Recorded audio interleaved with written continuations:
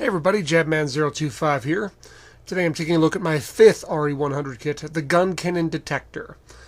This is a side story kit from the Zeta Gundam series.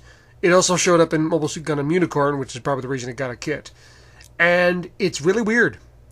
It's a really weird suit. I always thought it didn't look like it belonged in Gundam. It's just so odd and so weird and so funky.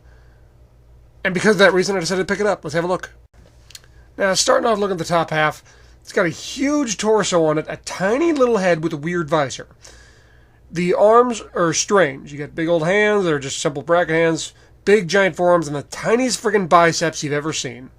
Giant shoulders with a weird front shield thing when the left shield has a cannon. Okay. And the yellow's got some kind of weird elbow spike. It doesn't make any sense. It's a weird kit. But, yeah. That cannon, you do have to paint the inside. The barrel is not all the way through. It's just a simple, quarter of an inch back, and it's solid. So you got to paint that. Legs are, once again, weird. Big, giant feet that bend all the way forward and all the way back. And that's used for the artillery pose, which I'll show you in a minute. It uses some very small rubber cables, as you can see on the back leg, which you don't see these rubber cables anymore, and I'm always kind of a fan of them.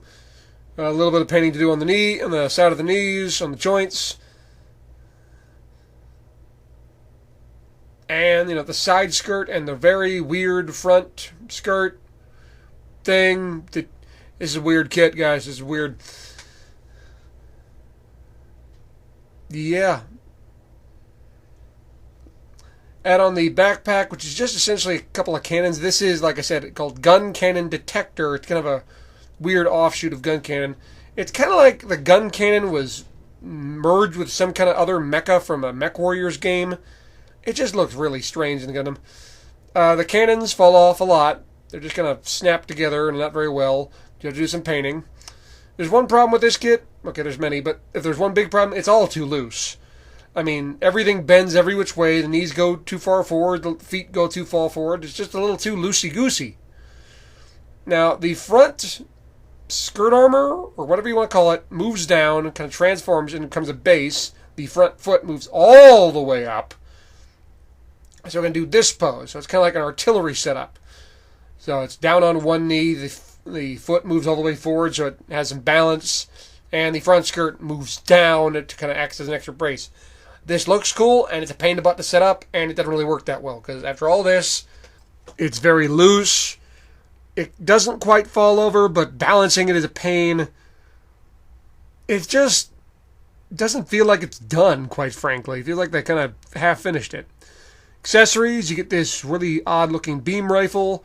It's got a beam rifle up top, kind of like a grenade launcher on the bottom. And looks like they half-finished it. Big old block of plastic.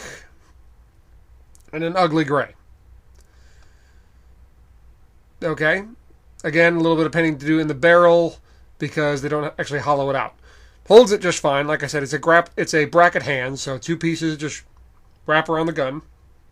It weighs nothing, so hold it any way you want it. But moving things, the shoulders are actually quite tight on this kit. Everything else is a little weird. Now, this is one of the weirdest things I've ever seen. Here is a large cannon, a handheld field cannon, and it looks really cool. It's really well put together. I love the detail on it. Look at that handle. Look at the way this all puts together. It looks awesome. Can't be used by this kit, but this goes to the P. Bandai Desert Colors, or the Desert Unicorn colors for the Nemo. So if you bought this P. Bandai kit, you're missing a weapon. What? And the weapon is here. What? Final thoughts on this kit. This kit is not getting a thumbs up because this kit ain't good. To be quite frank, is this a terrible kit?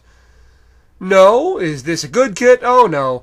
This is decidedly below average, even by RE100 standards. Put the decals on there, adds a little bit of flair. It's all sticker, but quite frankly, this is just kind of blah. I mean, if you really went to town on detail painting this thing, maybe give it a weathering job, and you really went to town, maybe drilling out those cannons and gluing a lot of stuff down and doing a lot of work and tightening up those joints, you can make a decent kit out of this. That's a whole lot of work to make an above average kit. Right now, this is below average. I say pass on it. No thumbs up for me. Well, guys, thanks for watching. I hope you enjoyed this review. Hope you found it informative. If you have any questions, please ask them. I will answer them as best I can. Please stay tuned for more. I always got more reviews coming. And thanks again, guys, for watching. Hope you enjoyed it, and I'll see you next time. Oh, and one more thing. Okay, so you're telling me that this mecha is blue and gray and navy, and the one bright color is where the pilot sits.